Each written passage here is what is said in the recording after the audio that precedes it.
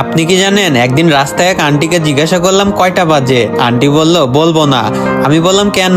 Aunty বলল আরেকদিন যে কোনো জায়গায় দেখা হলে জিজ্ঞাসা করবে তাই। আমি বললাম করতেই তো পারি। আন্টি বলল সেই জন্যই বলবো না। আমি বললাম কারণটা কি? আন্টি বলল এই ধরো, এইভাবে কথা বলতে বলতে আমরা পরিচিত হব। হঠাৎ আমার বাসার সামনে দিয়ে যাবে, চোখের সামনে বললে বাসায় আসতে বলবো ভাতিজার খাতিরে, বাসায় এনে বসতে দিব, তারপর চা এনে দিব। এরপর তুমি বলবে চাটা দারুণ হয়েছে, কে তৈরি করেছে? আমি বলবো আমার মেয়ে। তারপর তুমি বলবে দেখি আপনার মেয়েকে, এত ভালো চা যিনি বানান তাকে একটা ধন্যবাদ জানাই। তারপরে হাই হ্যালো এইসব হবে, কিছু কথাবার্তা হবে। তারপর মাঝে মাঝে আমার বাসায় আসতে থাকবে। একসময় ভালোবাসা হবে, তোমার মিষ্টি কথায় আমার মেয়ে তোমার প্রেমেও পড়তে পারে। একসময় বিয়ের জন্য প্রস্তুত হবে, আমার কাছে আমার মেয়েকে চাইতে আসবে। তারপর আমার মেয়ে বলবে আম্মু রাজি হয়ে যাও। বলো তো আমি তখন কি চিন্তা করব?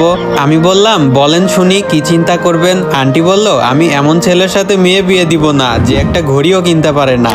এটা শোনা মাত্র তো আমি বেহুশ।